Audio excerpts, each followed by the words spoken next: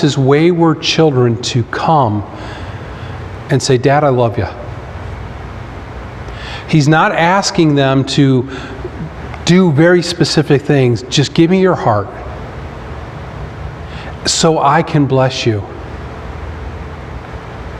Again, with the whole idea of the prodigal son, right? If you have a child, if you're a parent, or if you've experienced this personally, or if you know somebody who their kids rebel and go out, and they're like, the only time they get a phone call from them is, Mom, I need money. Dad, I need money. And sure, the first couple times you're like, here, I'm going to help you. But at some point in time, you're like, you know what? You made your bed, you're going to have to lie in it. Because the more I send money your way, the more I bail you out, you don't get it. You're not dealing with the consequences because I keep bailing you out. So I'm going to stop, and I'm going to wait to the day that you come back to me and say, hey, Dad, I really screwed up. Can we start this thing over again? And you're going to go, oh, I've been waiting for years to hear those very words. What can I do? How can I help you?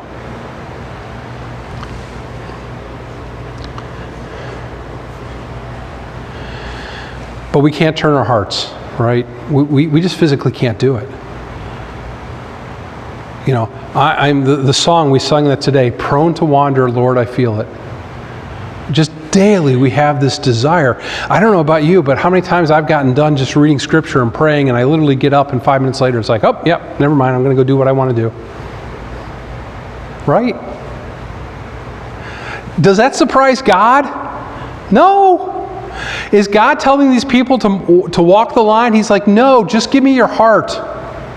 Because the utter truth about this is he knows that where our heart is, so will be what? Our treasure. Right? If we give God our hearts, our hearts will want the things of God. And the things of this world, as the one hymn says, will become strangely dim. We'll start to walk away from those things. So what do?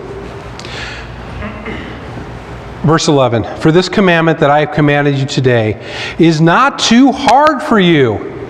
Wait a second, Tim, you just said it's impossible. Why is Moses now saying it's not too far for you? Neither is it far off. It is not in heaven that you should say, who will ascend to heaven for us to bring it down, that we may hear it and do it. Neither it is beyond the sea that you should say, who will go over the sea for us and bring it to us, that we may hear it and do it. And the word is very near to you. It is in your mouth, in your heart, so that you can do it. Well, Tim, you just told me we can't, they're not going to follow it. They never do it. This is impossible. What is Moses talking about? This commandment I command you today, what is the commandment? It's the same one he gave back at Mount Sinai. Love the Lord your God with all your heart. Is that doable? It is, because he says God's already given you the tool. He's done the surgery. He's got the operation table ready to go. He's given you the word. He's given you everything you need to simply acknowledge and bow down and say, you are King of Kings. You are the God of gods. You are the Lord of lords. And my heart is dedicated to you. And the reality is, when we love God and we follow him, we're going to want to be in his word. We're going to want to pray. We're going to want to do things. And we're going to change who we are, because our very nature has changed. Why? Because it's right here. Now, does it mean we're going to be perfect? No. We're still going to make mistakes, still going to sin, still going to want to sin. It just changes who we are. Does this sound familiar? Yes, because Deuteronomy apparently is where Paul stole all this material from. Romans 10, 5 through 7, for Moses writes about the righteousness that is based on the law, that the person who does the commandments shall live by them. But the righteous based on faith says, do not say in your heart, who will ascend into heaven? Guess where you got that from? Now, fortunately, we put some quotes on there, so it's not plagiarism. That is to bring Christ down, or the Messiah down. Or who will descend into the abyss or go into the sea? That is to bring Christ up from the dead. But what does it say? The word is near to you in your mouth and in your heart. That is the word of faith that we proclaim, because if you confess with your mouth that Jesus is the Lord and believe in your heart that God raised him from the dead, you will be saved. For with the heart one believes and is justified, and with the mouth one confesses and saved. Do you see why Moses says it's simple? Do you see why Paul says it's simple? All you simply have to do. So on one level, this is one of those sort of oxymorons in our faith, right? It is incredibly simple to do, and at the same time, it is incredibly complicated. The theology and the thoughts and everything that God does behind it is so beyond our comprehension. It's like, wait a second, Pastor Tim, I want to argue with you. If somebody just says with their mouth that Jesus is Lord, they're saved, that's just too simple. Okay, if we really want to get into it, there's more that's going to be going in somebody's mind than going, oh yeah, Jesus. I believe in Jesus. No. If you confess that yourself in your heart that Jesus is Lord, he is the King of Kings, he is the God of this universe. If you within your heart express this truth that we've been talking about this morning, and you share with your mouth the results of what you know, you're saved. That's what Moses said. That's what Paul, the plagiarist, says in Romans. And I'm not saying Paul's a plagiarist. He's obviously clearly teaching this is not a new thing. Folks, this is not some new theology that we came up with after Jesus died on the cross. This has never changed. This is what God said from the beginning. He said it to your forefathers and to their fathers and to their fathers.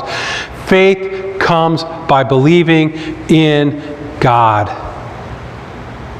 and putting my hope and my trust in him.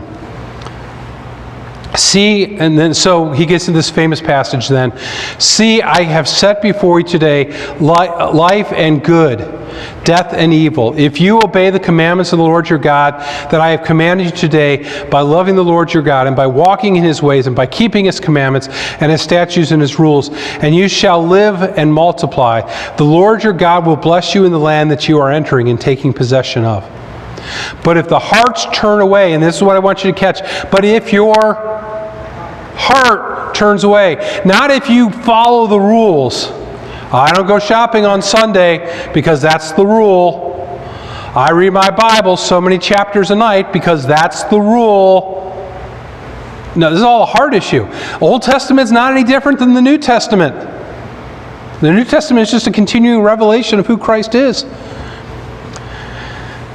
You will not hear, but will drawn away to what? Here's that theme again. To worship who? Other gods, lowercase g, and to serve them. I declare to you today that you shall surely perish. You shall not live long in the land that you are going over the Jordan to enter and to possess. I call heaven and earth as a witness against you today, that I have set up before you life and death, blessings and cursing. Therefore choose life, that you and your offspring may live. Loving the Lord your God, obeying his voice, and holding fast to him. For he is your faith, your life, and the length of your days, that you may dwell in the land that the Lord swore to your father, to Abraham, to Isaac, and to Jacob. Choose life that you may live. Choose God. Say, I do to the Father. And when you do, you're saying, I don't to the rest of the world.